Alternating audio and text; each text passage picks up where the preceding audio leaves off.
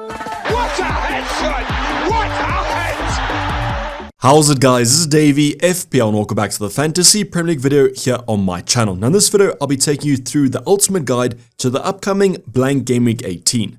So yes, Blank Game Week 18 you guys might have forgotten, but don't worry, only one blank fixture, that's Man City vs Brentford, that has been cancelled. But most of us already got rid of Erling Haaland. Now there are a few talking points still to cover for this upcoming Blank Game Week 18. These are going to largely revolve around the usuals, the stats review, as well as the Campsy debate, but I've included the Trent vs Trippier debate as I've had some questions about it. I'm also going to give you guys a reminder and an update about the AFCON as well as the Asian Cup, as a lot of our options are actually going to be leaving our teams fairly shortly. Now unfortunately I can't give you guys an update on the Bournemouth vs Luton game, but if you guys are interested in any of the other talking points, sit back, relax, let's get straight into them. So the first talking point, and my favorite I must say, is going to be the stats review. I've divided this section into kind of a long-term view. This will be the entire season, then a short-term view, which will be the last 6 game weeks. I then split it up into the attacking numbers as well as the defensive ones, and every stat that you guys see on screen will be per 90 minutes. So let's go over the left-hand side of the attacking numbers. The first stat will be the entire season, so please remember this will be from Game Week 1 to Game Week 17. And the best teams according to XG non-penalty are going to be Newcastle, Liverpool, Man City, Spurs, Chelsea, and finally Everton. So yes, Newcastle, thanks to a very good performance in Game Week 17, have had a nice bump up to 2.03. They follow closely by Liverpool at 1.98, Man City at 1.9, they have a little bit of a drop off to Spurs at 1.77. Now all these teams have had pretty respectable seasons, to be honest. A lot of us own attackers from these departments. And the one team I want to talk about is going to be Everton, as their numbers are quite surprising. Now, they won't be surprising if you guys have watched a few Ultimate Guides. Every single week we say that Everton are quite a surprising side. I think we should have to realize that Sean Dyche is having an absolute masterclass of a season. So I'm just waiting for the time to jump on some of these Everton assets because at the moment the fixtures aren't that great. But when they do turn, they could be the cheap enablers that we're looking for. Now I won't be speaking about the rest of the teams because, I mean, we know these sides. Newcastle, Liverpool, Man City, all of us own these assets. Heung-min Son, Cole Palmer, at least the solo numbers are backing up the teams. Now on the right hand side, we're going to be going over the bottom 6 teams in terms of XG on penalty. Why I'm going to be covering these sides is that if you have defenders, you definitely should play them, as the chance of a clean sheet is quite strong. So the worst team by country mile is going to be Sheffield United at 0.71. If you guys have Aston Villa defenders, definitely play them. However, in the next talking point, we'll be looking at the new manager bounce. Other than them though, Luton, Burnley, Nottingham Forest, Wolves, and finally Crystal Palace. So from an attacking point of view, none of these sides have really kicked off this season. Now let's see if much has changed over the last 6 game weeks. Why I've used 6 game weeks, I don't exactly know. It's just kind of a nice medium-term metric. If you guys want to go over to Fantasy Football Fix, you guys can go over 8 game weeks, 10 game weeks, whatever your heart desires. I just really like the last 6. So in terms of the best teams, we've had some shake-up here. Arsenal are going to be top of the list at 2.31, followed closely by Newcastle at 2.25. So both these two teams in red-hot form have had some easier fixtures though. But I just want to see that Saka's backing up these numbers as the team is performing quite well, but he's actually not doing that great. Then in terms of Newcastle, if you guys are looking for kind of a Haaland replacement, if Callum Wilson is going to be kind of the main man, if that Isaac injury is worse than expected, if you guys can predict which striker is going to start the majority of games, they could be absolute gold. Then we have Man City, Bournemouth, Chelsea, and Aston Villa. So Bournemouth appearing here as a kind of surprise entry, but as you guys know, we all bought Dom Solanke pretty much last week. He's a good buy this week, has 2 nice fixtures still, and he could be great value for money. Then finally, Aston Villa are making an appearance as one of the best attacking sides recently at 1.71, and please keep this in mind when we are looking at that Watkins captain. What you guys also note is that Spurs have made a kind of disappearance act. Unfortunately, recently haven't been that great attacking wise, but they're still racking up the goals. Then let's move on to the right hand side. So over the last 6 game weeks recently, Luton are the worst attack at 0.65, we then have Sheffield United at 0.86, and then we have Wolves, Nottingham Forest, Burnley, and finally Brighton. So luckily last week, if you guys had the double up in that Arsenal defense, you guys will know that Brighton's attack hasn't been great, but I do expect them to improve once all the injuries come back. So once again, left-hand side, target these attackers. All of us have Dom Solanke. Could Isaac or Wilson be a good Haaland replacement? Then on the right-hand side, if your defenders are playing these teams, the chance of a clean sheet should be quite strong. Now let's shake things up and go over the defensive department. Now in terms of the best defenses, I've rated it according to expected clean sheets. You guys will see that Arsenal are at the top, followed closely by Man City. And then we have Newcastle, Brentford, Aston Villa, and finally Chelsea. So if you guys do recall, Sheffield United over the entire season, the worst attack. In terms of the last 6 game weeks, the second worst attack. Combining that with Aston Villa's defense, one of the defenders might be essential for Game Week 18. Might not be as essential as I'm saying there, but pretty much a good chance of some FPL points, as that clean sheet should theoretically be locked in. But besides Arsenal and Man City, Newcastle, Brentford, Aston Villa and Chelsea might provide some nice entries to some cheaper options.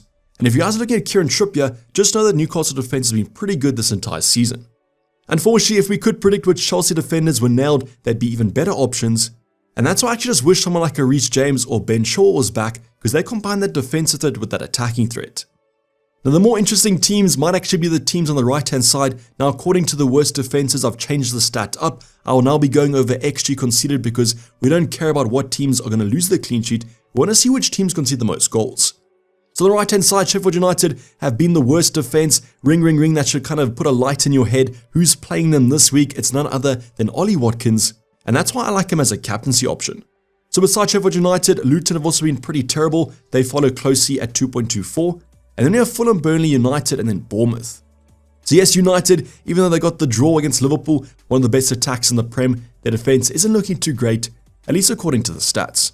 Now, if you guys did buy a Bournemouth defender because the recent form has been strong, over the entire season they haven't been that great, so just heed some caution if you guys are a Senesi owner. But basically why the right hand side is more exciting is for Campsy options, target these teams on the right hand side as they are shipping a few goals. Now going off more recent form, you guys can see a surprise at the top there. It's Bournemouth as the best defense with 0.47 expected clean sheets per game over the last 6 game weeks.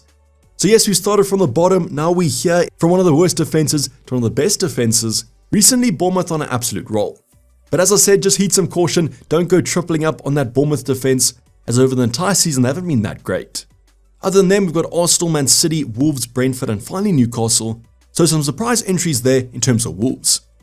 On the right hand side, some more surprise entries do follow. We've got Fulham at 2.14, but just remember they considered that red card to Raul Jimenez in Game Week 17, and then proceeded to concede a lot of XG against Newcastle. They're followed by Chelsea, which is a little bit of a surprise, one of the better defenses, now one of the worst, as well as United. We then have the usuals, Luton and Sheffield United, before finally reaching Brighton, who unfortunately recently haven't been that great. Now I just want to say in terms of Chelsea, don't look too much into this. They've had some tougher games. They faced Spurs, Man City, and unfortunately didn't look great in both those games. And I still think that Chelsea defense might be worth investing in. But at least on the right hand side, target these sides if you guys want to look for maybe some short term punts. These defenses haven't looked great recently, but they could always improve. And that's why I generally prefer to look at the kind of long term view. Now comment down below, are there any teams that kind of surprise you? The one team I was looking out for, Sheffield United, currently got the armband on Ollie Watkins. I just feel like Sheffield United are definitely one of the worst teams in the Prem, and that new manager bounce hasn't really hit them. Maybe there's a team that I'm missing out on. Are you guys having the Campsy armband on someone else? This week is definitely the week to go differential, so let me know your thoughts on what team to target.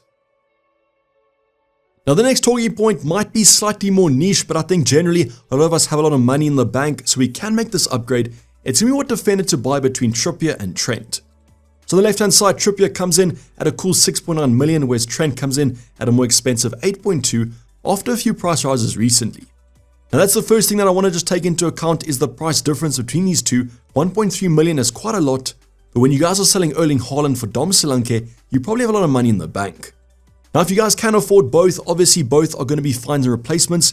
I would just remind you guys again, if you want to buy Erling Haaland, just make sure that you guys have a route if you're going to use that cash in the bank. As like myself, I might just want to keep that for a rainy day. So as long as you guys have that plan in your mind, for example, if you guys can afford Trippier and Haaland in 2 straight moves, I just prefer that than going for Trent and taking a hit. And the next stage of the comparison is going to be down to fixtures, and what I would probably say is in the short term, I do prefer Trippier. Luton and Nottingham Forest are definitely better than Arsenal and Burnley. It's just kind of that Arsenal game at home. It is a home game at Anfield. I expect Liverpool to bounce back after that draw against United. But Arsenal have been one of the better teams this season in the Prem. So let's say if it was someone easier and Burnley, I might edge it towards Trent. And although it is a home fixture, I think Trippier is the best next 2. Then after that, it does change slightly. I think Liverpool versus Newcastle, both these players play each other. You could argue that the Newcastle defense is better than the Liverpool one, but I can see goals from both these sides. Then after that, Man City for Newcastle, whereas Trent has Bournemouth, then Aston Villa, Luton compared to Chelsea and Arsenal. I think there's an argument for better fixtures on the Trippier side of things. So let's give Trippier 1 point for that. Let's just say that he has the better short-term to medium-term fixtures. I do think Trent's probably the more longer-term hold, but when Son and Salah come back from AFCON and the Asian Cup, that might be in the next 6 game weeks anyways. So in terms of the fixtures, I do think Trippier has the better ones. I think both options could have their occasional kind of rotation, but I'd probably say that Trent's more nailed. That doesn't come across in terms of the stats review. Let's go over the minutes first. Trippier has played more minutes this season than Trent has, but I think if I have to do a prediction, I think Trent is more nailed than Trippier at the moment. Just with Newcastle, all those players coming back from injury, we have a Dan Burn coming back, Livramento's look strong, we have Botman potentially returning, Fabian Schär not having that bad of an injury. I think with this fixture congestion, Trippier might find his way on the bench. But I will say that I do think most game weeks he will start, he might have the occasional bench, but Trent just seems more integral to the Liverpool lineup. Now when we do go over XG and expected FPL points, I'm going to be going over the entire season and the last 6 game weeks, and you can see over the entire season they're quite close. What I will add there is because Trippier is slightly cheaper, that does weigh in his favour, as only 0.04 kind of difference in the XG involvement. When we look at the last 6 game weeks, we see both players have improved, but Trent has played better, and he's increased that expected involvement to 0.53. Then in terms of expected FPL points, the same difference kind of arises. Trippier has been pretty consistent, whereas Trent has had an increased output, at least recently. So in terms of FPL, I do kind of think on paper Trent is the better option, but I would probably give my vote to Kieran Trippier at the current moment, just the cheaper asset and in my opinion better fixtures. But you guys might have a completely different debate in the comments down below. If you guys are a team Trent, comment it and say why. Obviously both options are super good, but I think if you were to pick one this game week, Trippier might be the one. Just please a reminder, have a plan if you're going to be going for that money in the bank out. If Erling Haaland returns to training soon, if he's going to be fine for Everton in game week 19, just make sure that you have a plan to get him. Now the next talking point, more of a kind of reminder here, this is going to be about the AFCON and the Asian Cup as these international competitions kick off quite soon. So the first competition I want to talk about is going to be AFCON, obviously the African Cup of Nations. A player like Mo Salah will be traveling and it starts around game week 21. Now there's been some confirmation, but there hasn't been too much, but what I would say is definitely from game week 21 these players will be missing, and I expect them to be playing up until game week 20. So the AFCON starts in game week 21, but so does the Asia Cup. A player like Heung-min Son will be departing around game week 21, and therefore then game week 20 will be his last game week. So a big kind of reminder here, at least it's quite easy, both these competitions kick off at the exact same time. The first games are on game week 21, and then it just depends how long they stay in the competition. Now this could be for 3 weeks, this could be for 4 weeks, so 3 game weeks or 4 game weeks, and that's kind of the metric I'm using when I plan my predictions. Now Egypt and South Korea both have pretty good odds to do quite well, and therefore both these players might be out till the final of those competitions. But that obviously is a little bit unpredictable. We can't say that Salah will definitely be in the AFCON final, and that's why I'm kind of going on a metric of about 3 to 4 game weeks.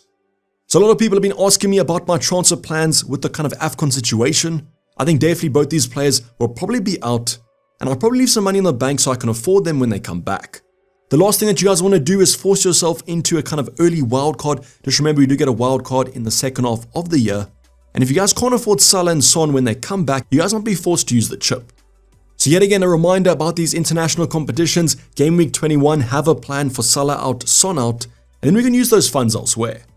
Now in terms of the previous talking point, we just spoke about Trippier and Trent. One way of people kind of approaching this is they're buying Trent or Trippier this week, and then come game week 20 or game week 21, they're taking Salah and Son out, and that's going to be the Erling Haaland in plan. Now that plan is perfect and all fine, as long as Erling Haaland is out till about game week 20, but if he's going to be back for game week 19, which I'm not saying that he will be, just make sure that you guys have a plan for that situation. That's why personally I'm waiting with my transfer plan. I just want to see Man City's first game in the Club World Cup, because I just believe if Erling Haaland travelled to the Club World Cup, surely he's fit enough to maybe start. But a massive time in terms of planning is going to be upon us come game week 21, so strap in and hope that you guys enjoy the ride. Now the last talking point I want to go over is going to be about the captaincy debate, and I've actually gone a little bit different this week. I just believe that Son and Ollie Watkins are the best 2 options, so let's compare these 2 on their own. So in terms of Son, the first thing I want to clarify is the fact that he is a midfielder. If Spurs keep a clean sheet, he'll obviously get that extra point. If Son scores a goal, he gets the extra point versus Ollie Watkins, who's a forward. Now you guys will see in terms of the fixtures, I've got 2 kind of numbers there. The first number is over the entire season, and the second number is over the last 6 game weeks. For example, you guys would have seen the Sheffield United numbers, 2.28 XG conceded per game this entire season. Recently though, they have improved slightly to 1.94, but compare that to Everton, who are 1.43, improved to 1.38. So definitely from a stats point of view, the easier fixture is going to be Sheffield United, but that doesn't mean that Son is a bad captaincy option. So I will give Ollie Watkins the point for the fixture because it definitely is the better one, but let's see if the stats look slightly rosier. Now in terms of minutes, both these options are completely nailed. You guys don't have to worry about them. The reason they're the best options in terms of Campsy is because they are nailed. And when you guys look at the stats, they are quite similar. So in terms of XG involvement over the entire season, 0.72 compared to 0.76. XG over the last 6 game weeks, 0.68 compared to 0.67.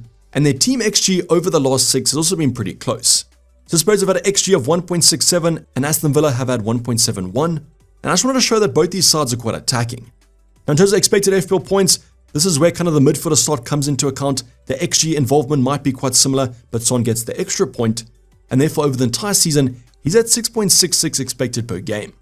So let's just say this, if Son scores 1 goal and Ollie Watkins scores 1 goal, obviously Son's the better option to captain. But I just believe with the easier fixture and the stats looking similar, Ollie Watkins is the one to go for. Now I know the stats might not always paint the picture. Now that we know that Son's on penalties, he might be the better asset. But I think on a once-off game week, I'd rather take a punt on the easier fixture.